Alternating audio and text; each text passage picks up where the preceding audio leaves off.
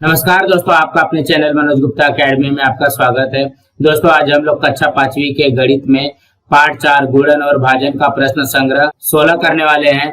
दोस्तों अभी तक आप लोगों ने इस चैनल को सब्सक्राइब नहीं किया तो प्लीज सब्सक्राइब और चैनल लाइक कीजिए और अपने फ्रेंड्स के साथ शेयर कीजिए। दोस्तों बाकी विषय के भी प्रश्न उत्तर के वीडियो बना करके अपलोड किया गया है, उसका लिंक आपको डिस्क्रिप्शन बॉक्स में दिया गया, आप लोग वहां पर जाकर के देख सकते हैं। तो आइए अब हम चालू करते हैं प्रश्न संग्रह 16। ये है प्रश्न संग्रह 16। उसमें से पहला प्रश्न है, दादाजी ने 10,000 रुपयों में से 7,000 रुपए विद्यालय को दान दिए। उन्होंने शेष धनराशि को प्रत्येक कक्षा में सर्वांगीण प्रगति दर्शाने वाले एक विद्यार्थी की दर से विद्यालय के कुल 6 विद्यार्थियों में पुरस्कार के रूप में समान रूप से बांटने के लिए कहा। तो प्रत्येक विद्यार्थी को कितने रुपए का पुरस्कार मिलेगा? तो यहाँ पे देखो, सबसे पहले हम लोग सवाल को समझते हैं। सवाल में क्या दिया गया है? पहले 10,000 रुपया तो दादाजी के पास था, उसमें से उन्होंने क्या किया, 7,000 रुपया दे दिया दान विद्यालय को।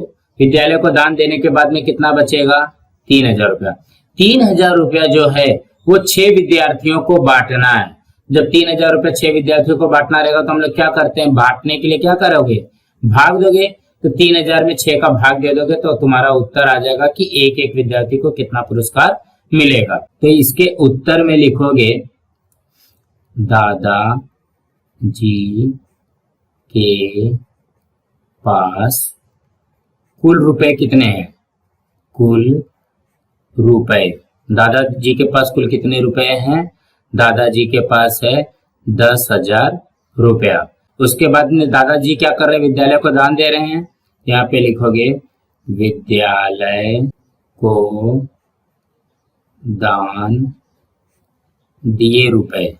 कितना दान दिया जा रहा है रुपया? दिए रुपए 7,000 रुपया है।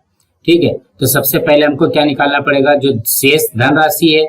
यहाँ पे लिखोगे, इसलिए दादा जी के पास बचे हुए रुपए, बचे रुपए। दादा के पास कितने रुपए बचे रहेंगे? 10,000 रुपया उनके पास तो पहले से था, उसमें से उन्होंने 7,000 रुपया विद्यालय को दे दिया, तो कितना रुपया बचेगा उनके पास? उनके पास बचेगा 3,000 रुपया। अब ये जो 3,000 रुपया बच रहा है उसमें वो क्या कर रहे हैं, 6 विद्यार्थियों को दे रहे हैं पैसे। यहाँ पे लिखोगे, प्रत्येक विद्यार्थी को मिले पुरस्कार, को मिले पुरस्कार। तो बताओ मुझे, एक विद्यार्थी को कितना मिलेगा? तो जितना भी 3,000 रुपया है, 3,000 रुपए में 6 से भाग दे दोगे तो एक विद्यार्थी को निकलेगा। तो 3,000 में 6 का भाग दो तो ये हो जाएगा 6 पचे 30।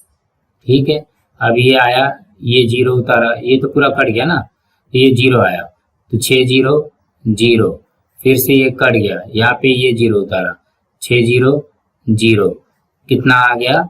500। एक विद्यार्थी को कितना मिल रहा है? 500 रुपया मिलेगा। तो हमारे उत्तर में क्या आएगा? उत्तर में हमको क्या पूछा गया, प्रत्येक विद्यार्थी को कितने रुपयों का पुरस्कार मिलेगा। यहाँ पे लिखोगे, प्रत्येक विद्यार्थी को 500 रुपए का पुरस्कार मिलेगा। इस तरीके से हम लोगों को करना है। तो देखो, सबसे पहले सवाल को अगर अच्छी तरीके से पढ़ करके अच्छी तरीके से करोगे तो अपने आप इसका उत्तर आ जाएगा। अब हम अगला करते हैं। दूसरे में क्या दिया गया, शहर के लिए जाते समय 50 बच्चों ने 260 रुपए प्रति बच्चे की दर से रुपए जमा किए। उसमें से 11,450 रुपए शहर में खर्च हुए, तो कितने रुपए शेष बचे रहेंगे?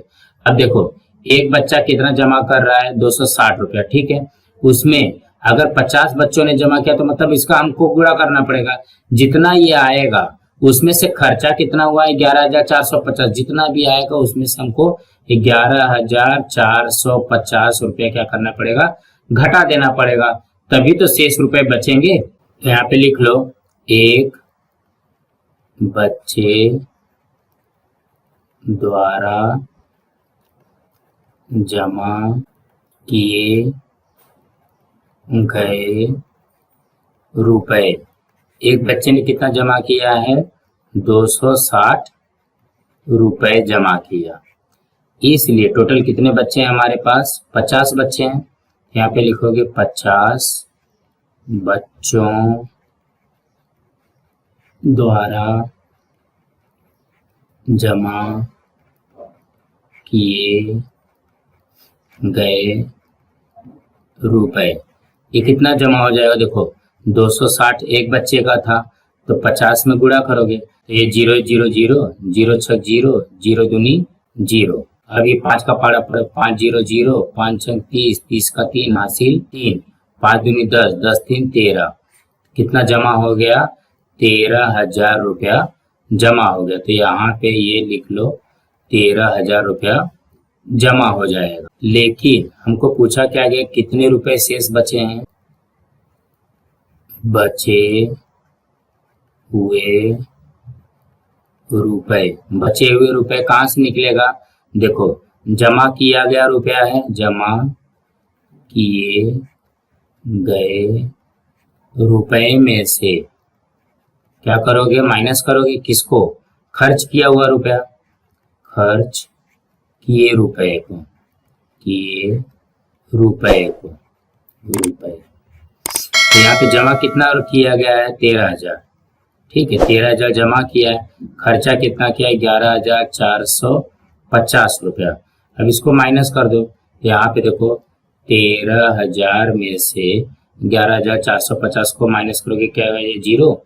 यहाँ पे 0 है तो मतलब ये 10 हो जाएगा। 10 में से 5 गया 5। यहाँ पे बचा 9, 9 में से 4 गया 5, और यहाँ पे बचेगा 2, 2 में से 1 गया 1, और यह है 0।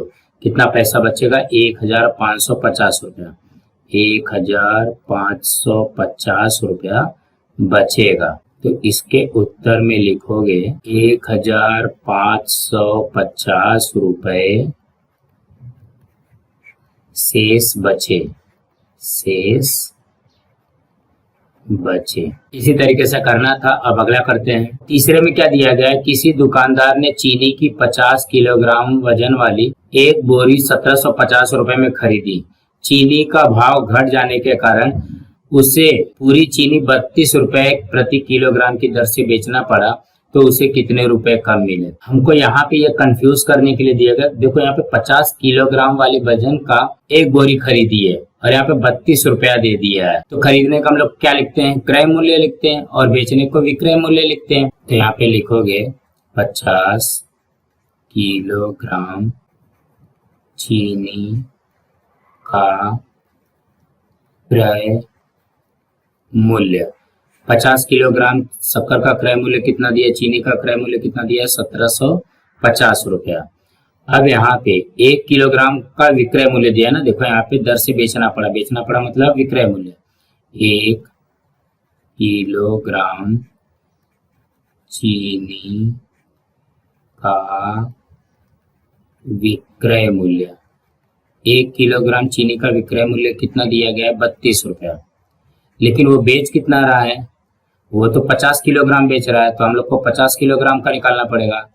50 किलोग्राम चीनी का विक्रय मूल्य। देखो 1 किलोग्राम का अगर विक्रय मूल्य है 32 रुपया, तो 50 किलोग्राम का क्या हो जाएगा? इसका गुणा करोगे तो एक गुणा करो दो इसका। 32 में 50 का गुणा करो। 0 दूना 0, 0 तिया 0। अब 5 दूनी 10 हासिल 1, 5 तिया 15 1 16। तो ये कितना आ जाएगा? ये हो जाएगा 1600 रुपया।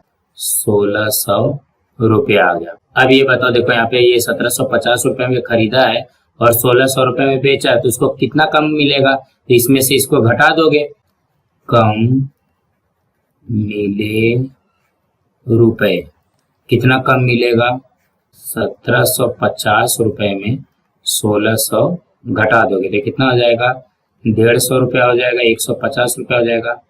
तो इसके उत्तर में लिखोगे दुकानदार को 150 रुपए कम मिले, कम मिले। कुछ इस तरीके से बनेगा। अब हम अगला करते हैं। चौथे प्रश्न में क्या दिया गया है, किसी दुकानदार ने 1870 रुपए प्रति कुकर की दर से 7 कुकर खरीदे। उसने वे सभी कुकर 14,230 रुपयों में बेच दिए, तो उसे कितने रुपए अधिक अथवा कम मिले। मतलब यहाँ पे हमको ये बताना है कि इसमें उसको ज्यादा पैसा मिल रहा है कि कम पैसा मिल रहा है। तो सबसे पहले हम लोगों को खरीदने का दिया गया है, तो क्रय मूल्य और विक्रय मूल्य पहले निकाल लोगे तो अपने आप आ जाएगा। यहाँ पे लिखोगे एक कुकर का क्रय मूल्य, एक कुकर का क्रय मूल्य कितने रुपए में वो खरीद रहा है, 1870 रुपए में। इसलिए टोटल कितना कुकर खरीदे, 7। 7 कुकर का क्रय मूल्य, एक कुकर का 1870 है, तो 7 कुकर का निकालने के लिए क्या करोगे, गुणा करोगे। इसका गुणा कर लो। यहाँ पे कर लेते हैं 1870 में 7 का गुणा कर दो, 7 0 0, 7 7 49 का 9 हासिल 4, 7 8 56, 56 4 60, 60 का 0 हासिल 6, 7 1 कम 7, 7 6 13। ये कितना आ गया, 13,090। यहाँ पे लिख लो 13,090 रुपया इसका क्या आया, क्रय मूल्य आया। उसने वे सभी कुकर 14,230 रुपयों में बेच दिया। मतलब यहाँ पे टोटल 7 कुकर खरीदा था तो 7 कुकर बेचेगा। 7 कुकर का विक्रय मूल्य दिया गया है, कितना दिया गया है, 14,230 रुपया। अब मुझे ये बताओ कि देखो यहाँ पे उसने खरीदा कितने का, 13,090 का, और बेचा कितने में, 14,230 रुपए में। तो उसको पैसा ज्यादा मिला है कि कम मिला है, तो उसको ज्यादा पैसा मिला है। तो यहाँ पे पूछा गया ना कितने रुपए अधिक मिले, तो अधिक निकालना है, कम नहीं निकालना है, कम नहीं आएगा। उसे मिले अधिक रकम, तो उसको कितना अधिक मिला है, देखो 14,230 में से 13,090 को घटा दो।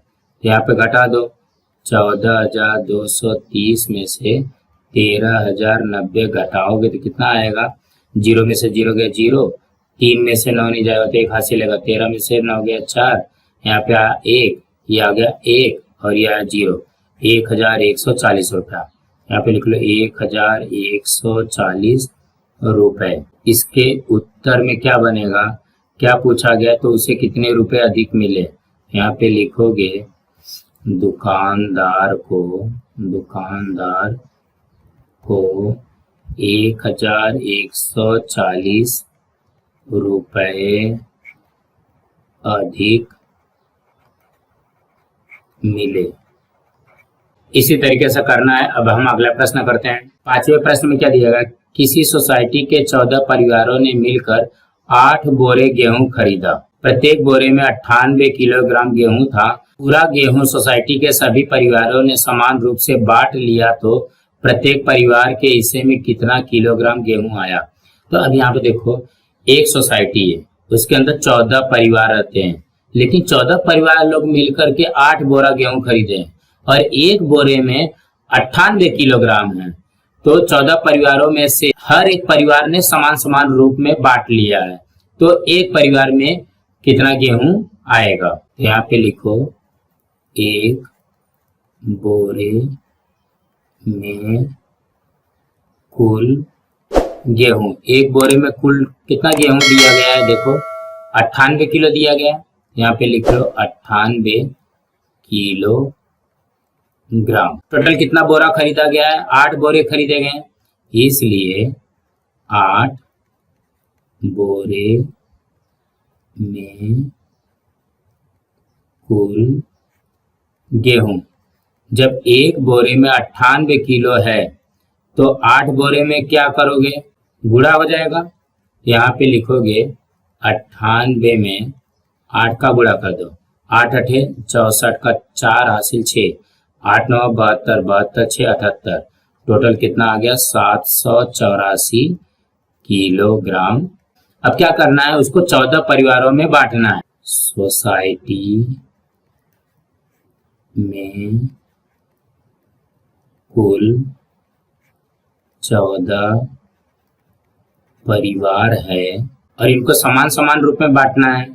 प्रत्येक परिवार के हिस्से में आया गेहूं। देखो टोटल कितना है, 784 किलोग्राम तो है। इसमें से जब 14 परिवार में बांटोगे तो मतलब 14 से भाग देना पड़ेगा। तो यहाँ पे भाग दे दो, 784 में 14 से भाग दे दो तो 14 पंचे 70 हो जाएगा। यहाँ पे ये तो कट गया, ये 8 और ये 4 उतारा, 14 छंग 84, यहाँ पे आ गया 84, तो ये कट गया। तो यहाँ पे कितना किलो आ गया, 56 किलोग्राम। यहाँ पे 56 किलोग्राम एक एक परिवार को मिला है। इसके उत्तर में लिखोगे, क्या पूछा गया है, प्रत्येक परिवार के हिस्से में 56 किलोग्राम गेहूं आया। कुछ इस तरीके से बनेगा। अब हम अगला करते हैं। छठवें प्रश्न में क्या दिया गया है, किसी इमारत की टंकी जिसकी धारिता 3000 लीटर है जो पानी से पूर्णतः भरी है। मतलब एक टंकी है, एक टंकी पूरा फुल भरा हुआ है, उसके अंदर की पानी कितना है, 3000 लीटर है। उस इमारत में कुल 16 परिवार रहते हैं। यदि प्रत्येक परिवार प्रतिदिन 225 लीटर पानी का उपयोग करना चाहे तो क्या पूरी भरी हुई टंकी का पानी सभी परिवारों के लिए पर्याप्त होगा? यदि पर्याप्त न हो तो प्रतिदिन कितना पानी कम पड़ेगा? टोटल 3000 लीटर पानी है। एक परिवार कितना ले रहा है, एक परिवार 225 लीटर पानी ले रहा है और टोटल 16 परिवार है। तो उसको ये बताना है क्या इसको पानी कम पड़ेगा, और अगर कम पड़ेगा तो कितना कम पड़ेगा, सिर्फ अपने को इतना ही बताना है। यहाँ पे लिखोगे एक परिवार के लिए पानी, एक परिवार के लिए कितना है, 225 लीटर। इसलिए टोटल कितना परिवार है, 16 परिवार है।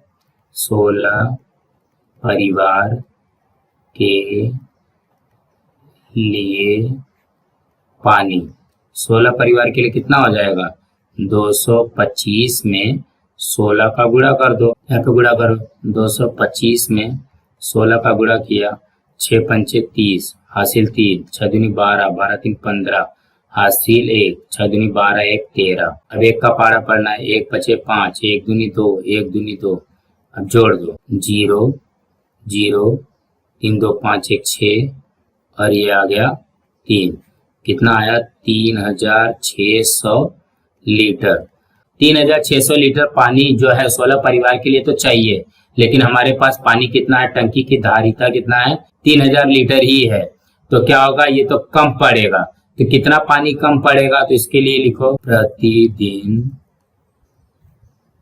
कम पड़ने वाला पानी। देखो 3600 लीटर की जरूरत है और टंकी में सिर्फ 3000 है, तो इसमें से जो माइनस कर दोगे वही आ जाएगा हमारा, इतना लीटर एक दिन में पानी कम पड़ रहा है। तो इसके उत्तर में लिखोगे टंकी का पानी पर्याप्त नहीं होगा। एक ये बन गया उत्तर। दूसरा उत्तर क्या पूछा है, यदि पर्याप्त ना हो तो प्रतिदिन कितना पानी कम पड़ेगा। यहाँ पे लिखोगे दूसरे प्रश्न के लिए उत्तर, प्रतिदिन 600 लीटर पानी कम पड़ेगा। कुछ इस तरीके से करना है। सो दोस्तों आज हमारा यहाँ पे प्रश्न संग्रह 16 कंप्लीट हुआ। दोस्तों आप लोगों को ये वीडियो कैसा लगा आप लोग कमेंट बॉक्स में जरूर लिख करके बताइए, और इस वीडियो को ज्यादा से ज्यादा लाइक कीजिए, अपने फ्रेंड्स के साथ शेयर कीजिए ताकि उनको भी प्रश्न संग्रह 16 मिल सके, और इस चैनल को सब्सक्राइब कीजिए। नमस्कार दोस्तों।